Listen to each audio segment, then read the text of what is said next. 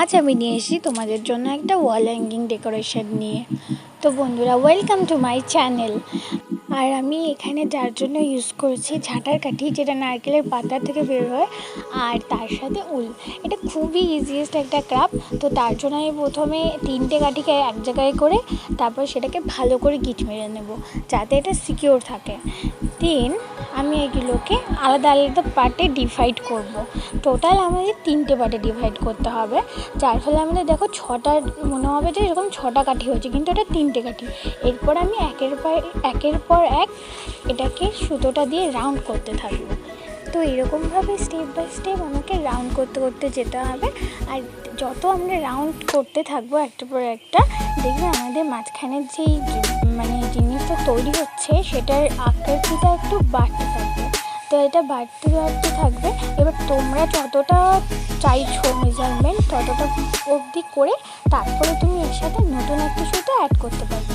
তো দেখো আমি কি করে নতুন সুতো অ্যাড করতে হয় সেটাও নেক্সট দেখাচ্ছি।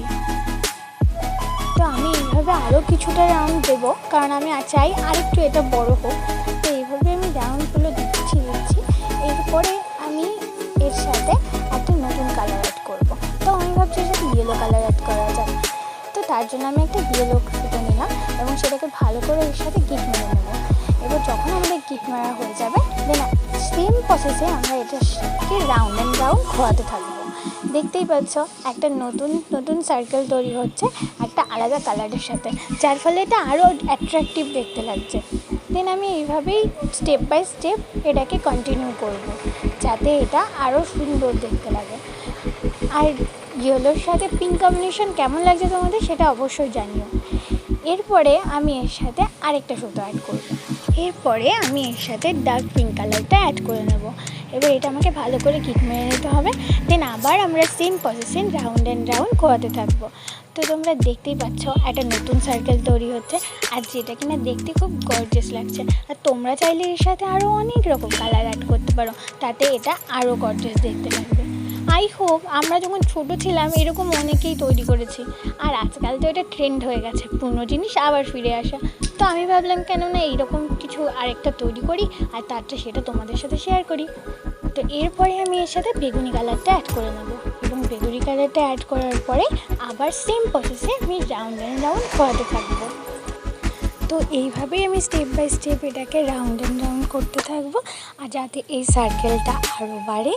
তো আমি এইভাবে যখন কন্টিনিউ করছি, তো তোমরা একটা জিনিস ফলো করতে পারো, কালার কম্বিনেশন, যেটা কিনা আমাদের মাথায় রাখতে হবে সবসময়, লাইট অ্যান্ড ডিপ। যে কম্বিনেশনটা আমরা যদি ঠিকঠাকভাবে রাখি তাহলে জিনিসটা আরও সুন্দর দেখতে লাগে। তো আমার ব্লু কালারটা কমপ্লিট হয়ে গেছে। এবার আমি এর সাথে আবার লাইট পিঙ্কটাকে অ্যাড করব, যাতে এটা দেখতে আরও গর্জিয়াস লাগে। তো এইভাবেই আমি আবার লাইট পিঙ্কটাকে রাউন্ড অ্যান্ড রাউন্ড ঘুরিয়ে নিচ্ছি।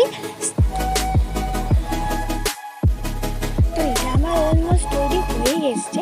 তো একটু ওয়েট করো, তাহলে তোমরা দেখতে পাবে যে এটার ফার্স্ট লুকটা কেমন লাগে। আই হোপ তোমাদের এই ভিডিওটা ভালো লাগবে। আর যদি ভালো লেগে থাকে তাহলে কিন্তু লাইক আর শেয়ার করতে ভুলো না। আর হ্যাঁ, আমার চ্যানেলে যারা নতুন তারা কিন্তু সাবস্ক্রাইব করে দিও প্লিজ। তো আমি এইভাবে এটাকে রাস্ট অবধি ঘুরিয়ে নিয়েছি।